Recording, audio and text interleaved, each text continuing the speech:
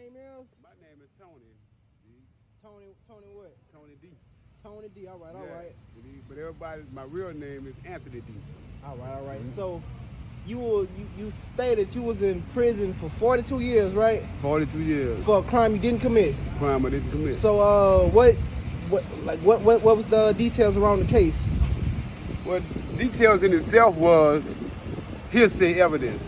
Hearsay evidence means when somebody said, but they don't have the evidence to prove it. Oh, all right. You know, then you got evidence on the other side to show that what they said really don't have no value, but they took that side anyway. You know, only to find out later in years that they lied. Yeah. So how they come to the conclusion that you was innocent? I don't think they ever did. I don't think they do it today. Because first and foremost, I'm a black man. Yeah. A black man is never innocent. Mm-hmm. You know, I don't care what the situation is, you're never innocent. You know, the situation that stands today is that we got a prison system that's built to incarcerate black men and black women. You know, Angola in itself has thousands of men in there. You know, So how you feel? You feel many of them innocent or what? yes, I mean, I have worked on a lot of guys' cases. I know for a fact just by reading the cases that they ain't supposed to be in prison. You know, I got a guy up there that's right now his name is Reginald Jones. All right, what Mr. Reginald Jones in there for? He's in there because his mama took a weapon, a gun, from his little brother and gave it to him when he came home and told him to get rid of it. He's in there for a murder charge that he had nothing to do with. Because he sold a gun. Because he sold it. Because he sold a gun. Not because he committed a crime, not because he was there when the crime was committed, but because he sold a gun that his mama took from his little brother and told her to get out of the house. He's doing a life sentence for the murder. For the murder. For the murder. Where there's no evidence that he committed the murder. All right, that's crazy. That's just crazy. one. So how many individuals you helped out while you was in prison? A lot. There is Lee Lucas. No, there is Lee Lucas from here, from Baton Rouge. Lee Lucas' case should be a landmark case.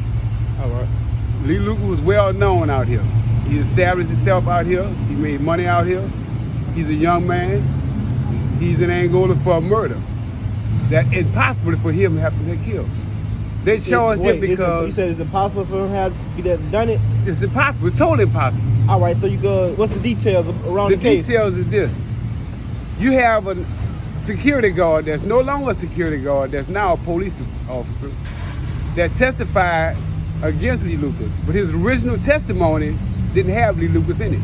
Only after he was notified that Lee Lucas was a person that they've been wanting to get, that he was brought in. So he fabricated the case, basically. Did he fabricate it? He named 4 vehicles in his first testimony, all Lexuses. They didn't have a blue Lexus in his testimony. Now, Lee Lucas got a blue Lexus. But guess what? Lee Lucas got the Lexus 7 months after the murder was committed. So Lee Lucas got the Lexus 7 months after the murder committed, and they still charged him with it. They still charged him with a charge that there's no way in the world he could have done. Yeah, that's completely impossible right I'm there. just naming guys off the top of my head, but trust me, you know, for your followers, for yourself, you know, it don't pay to go on that side of the line from your life. You know, once you're out here, man, you gotta think 100%. That is not guaranteed. Because like I said, they have men in there that didn't even commit the crimes. But they got men in there that got crimes that the time is way, way more than it should be. If you compare the system with the time they got, with the time that white guys or white women got for the same charges, you'll see, you understand, those guys up there doing life sentences, 200-300 years, when those white guys, white ladies is back on the street. Mm-hmm. You know, what we need is for somebody like you to go to Angola, visit Angola, and get a chance to sit down and talk to these guys. All right, so like, say if I wanted to go to Angola, let me come interview some of them. Yeah, you can go for the rodeo. They have an October rodeo every year. They have an April rodeo. that you could go, or you're gonna have thousands of inmates out there selling hobby craft or being a part of the rodeo. You know, you can sit down and talk with those guys. Those guys will talk to you.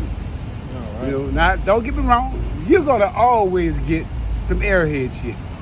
You know, you're gonna get somebody gonna tell you, you understand, oh man, I ain't did this, I swear to God, man, like I was so innocent of this, that, and the other.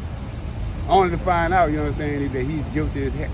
You know, so you got to watch what you print, watch what you put on your YouTube.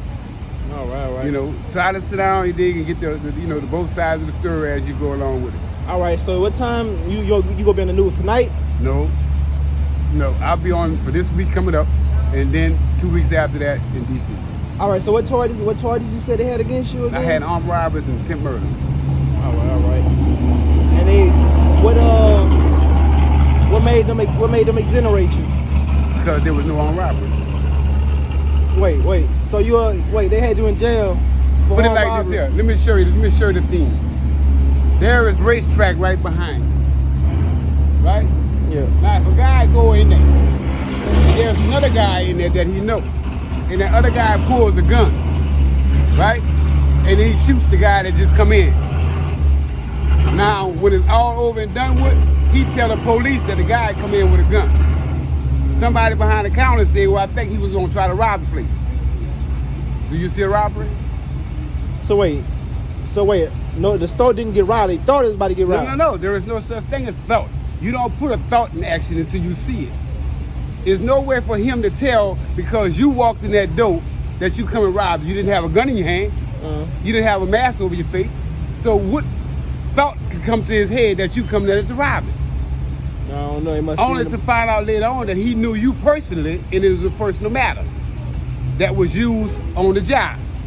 So to keep him being fired as a security guard because he wasn't supposed to unholster his weapon or fire his weapon, which he did both. So now he got to create like it's a charge. So what's the security guard? Put his name out there. What's the security guard? His name is Albert Williams. Albert Williams. And where he from? What city he from? He's from New Orleans, Louisiana. Albert Williams from New Orleans, Louisiana. He's still a security guard. All right. In his old age, he's a security guard. All right, that's crazy. That's crazy. But like I said, man, I'm like a minnow in the ocean. I'm very, very small compared to what the real line of things is. Because again, like I said, I'm fortunate. I'm out here. Thank God. You know, I thank the Parole Project. I thank the people, the Catholic Project. You know, Catholic Charity Project. You know, all these people was behind helping me and so many other people get out. As well as, don't forget, governor. The governor that you have that's in here and right now today is one of the best men besides Edwin and Edwards. You know, that's really showing any interest in trying to help those guys.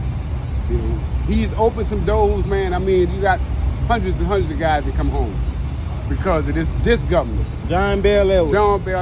You know, I give him credit not just for freeing us, but for a lot of other things he's done since he's been in office. You know, we can't look at the picture, the black and white thing. We got to look at the overall picture of what it really is. You understand? And if you look at your ex-governors and governors before that, a lot of things that is now would never have been. You know, so we ain't talking about because of a black man, this man did just for the black. No, this man did for the overall of Louisiana. Right, not to change the subject, you know. Yes, I'm free. Thank God for it. You know, hey, for the rest of the fellas, ladies that's locked up, my prayers with y'all, my hopes with y'all. Love always. All right, man. Appreciate it. Love, man. No problem.